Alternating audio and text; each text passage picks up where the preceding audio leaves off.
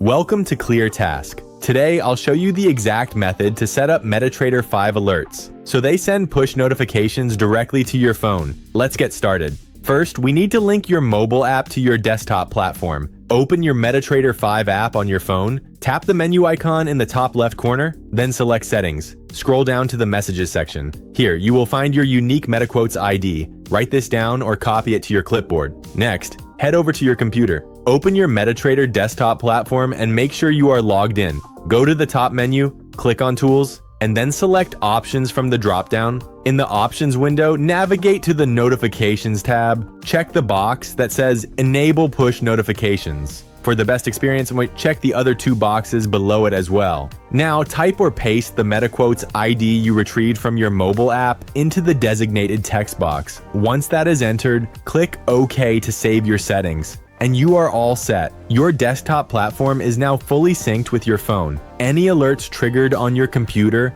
will instantly send a push notification straight to your mobile device, keeping you updated on the go. If you found this tutorial helpful, please like the video and subscribe for more direct, professional trading guides. Thanks for watching ClearTask.